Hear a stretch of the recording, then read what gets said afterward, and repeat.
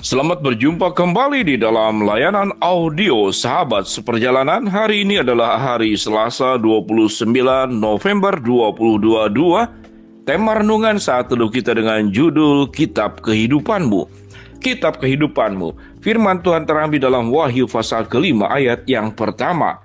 Maka aku melihat di tangan kanan Dia yang duduk di atas tahta itu sebuah gulungan kitab yang ditulis sebelah dalam dan sebelah luarnya dimaterai dengan 7 materai. Mari kita berdoa. Bapa yang di dalam surga, kami boleh belajar bahwa setiap apapun dalam kehidupan kami yang terjadi dalam setiap kehidupan pribadi kami itu tercatat dan diingat oleh Allah apapun bentuknya. Biarlah dengan pemahaman seperti demikian kami bisa menjalani hidup dengan benar di hadapan Tuhan. Dalam nama Tuhan Yesus kami berdoa. Amin. Shalom sahabat seperjalanan yang dikasihi Tuhan. Kitab kehidupanmu. Apa artinya? Kitab kehidupan setiap kita masing-masing. Di dalam kitab Wahyu di sini dikatakan kitab yang dimaterai dan anak domba. Sahabat seperjalanan yang dikasihi Tuhan, kebiasaan dalam sejarah budaya manusia tentang mencatat dari menulis itu sudah terjadi di manusia purba.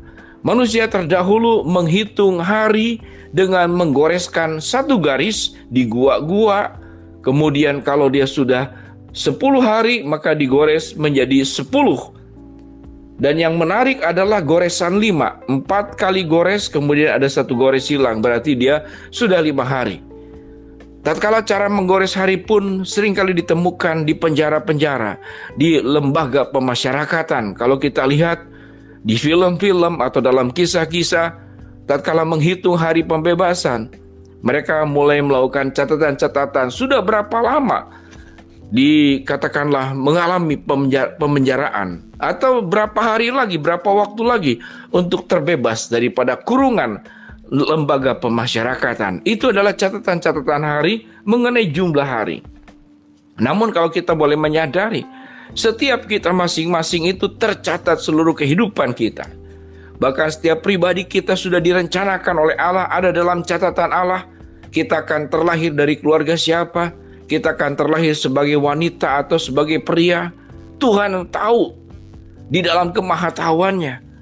Bahkan menjelang kita akan menghadapi perayaan Natal, Minggu Advent pertama, kedua, ketiga, dan keempat, kita bertemu dengan Yohanes Pembaptis yang akan terlahir dari keluarga Zakaria dan Elisabet. Dan Yohanes Pembaptis akan terlahir dari masa tua Elisabet dan Zakaria. Dan mereka berdua mandul. Mereka tidak bisa mempunyai keturunan. Namun malaikat Gabriel menunjukkan keberadaannya, menyatakan kehendak Allah bahwa akan terlahir seorang pribadi yang bernama Yohanes. Sahabat seperjalanan, setiap kita pun juga sama, ada dalam catatan Allah. Kita direncanakan sebelum kita terlahir, dan kita pun direncanakan hidup kita akan berjalan di dalam jalan seperti apa. Dan Allah sudah punya rencana-rencana yang indah, yang baik dalam hidup kita. Dan semuanya akan tercatat. Sehingga sahabat seperjalanan, pada prinsipnya setiap kehidupan kita, setiap pribadi, satu orang demi satu orang, masing-masing punya catatan di dalam sebuah kitab kehidupan kita masing-masing.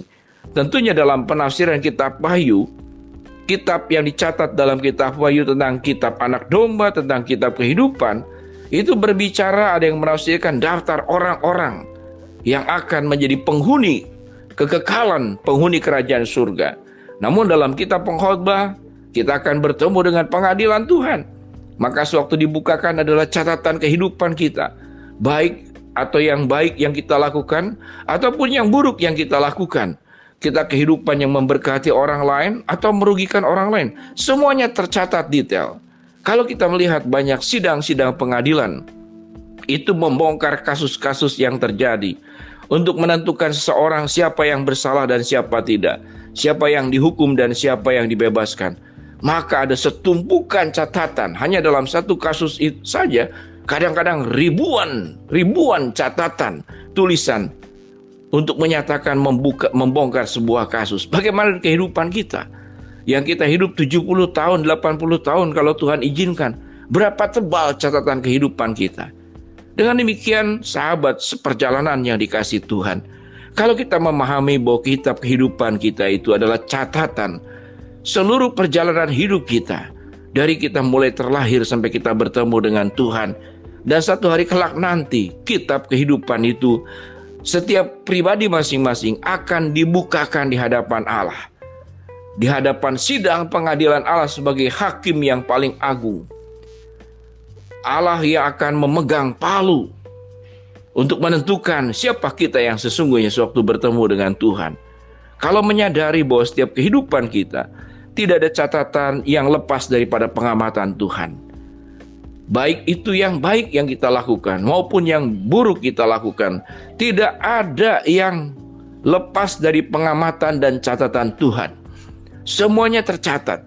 Kalau kita sudah berbuat baik, orang mengecewakan kita juga tercatat dan Tuhan akan perhitungkan. Kalau kita banyak melukai orang lain, hidup kemudian merugikan orang lain, menipu, menyakiti orang lain, maka itu pun semuanya tercatat.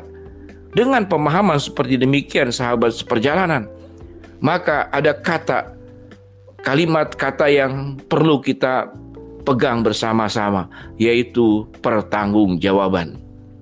Kalau kehidupan ini sebagai sebuah kepercayaan yang Allah berikan kepada kita, dan satu hari kelak nanti kita akan berhadapan dengan Tuhan untuk mempertanggungjawabkan seluruh kehidupan yang sudah kita jalani, yang sudah kita hidupi, dan apapun yang kita lakukan akan dimintakan pertanggungjawaban kepada Sang Pemilik kehidupan, yaitu Tuhan sendiri yang menciptakan kita. Maka kalau kita dengan sebuah kesadaran mendalam memahami satu hari kelak nanti kita akan berdiri di atas tata pengadilan Allah, apa yang kita akan buat selama hidup kita? Maka pilihan cuma dua, menjalani hidup seperti yang Tuhan kehendaki, atau menjalani hidup semata-mata seperti yang saya kehendaki. Kalau apa yang saya kehendaki, apa yang sahabat seperjalanan kehendaki, seringkali sangat berbeda dengan apa yang Tuhan kehendaki. Biarlah dengan pemahaman seperti demikian, kehidupan ini dipercayakan oleh Tuhan, diberikan oleh Allah, yang satu hari kelak nanti kehidupan ini juga akan dikembalikan kepada Allah. Kehidupan ini akan dipertanggungjawabkan kepada Allah. Kalau itu sifatnya adalah titipan pemberian Allah dan akan dikembalikan kepada Sang Pemiliknya, maka siogianya kita harus menjalani kehidupan dengan mentaati titah dan perintah Raja di atas segala raja, yaitu Tuhan sendiri. Kita menjalani kehidupan ini dengan benar sesuai dengan perintah-perintah Allah. Bagaimana menjadi kehidupan berumah tangga, kehidupan bekerja, kehidupan studi, kehidupan sekolah. Bagaimana kita menggunakan pikiran, perasaan, mulut, tingkah laku kita. Semuanya tatkala kita sudah melakukannya dengan baik dan bertanggung jawab di dalam dunia ini kepada Allah, suatu hari kelak nanti kitab kehidupan kita dibukakan di hadapan Allah. Kita tidak menutup muka, karena kita boleh berkata, aku sudah mengakhiri pertandingan dengan baik, dan aku akan sudah bertemu dengan Tuhan, dan Tuhan, aku akan mendengar suara Tuhan. Hai hambaku yang baik dan setia, masuklah dan terimalah kebahagiaan bersama dengan Tuhanmu. Mari kita berdoa. Bapa yang di dalam surga, terima kasih untuk kebenaran firman Allah, bahwa hidup kami adalah kitab kehidupan yang akan dipertanggungjawabkan. Biarlah kami hidup dengan baik dan memuliakan Allah. Hamba-Mu berdoa buat sahabat seperjalanan yang sedang sakit, Tuhan jamah sembuhkan. Sahabat seperjalanan yang sedang menghadapi masalah, Tuhan bukakan jalan. Sahabat seperjalanan yang sedang berdoa mengharapkan sesuatu, Tuhan kabulkan sesuai dengan kehendak dan cara-Mu. Dalam nama Tuhan Yesus kami berdoa, amin. Shalom sahabat seperjalanan, jagalah kitab kehidupanmu, isilah kitab kehidupanmu dengan baik, karena satu hari kelak nanti kita akan mempertanggungjawabkan di hadapan Tuhan. Shalom.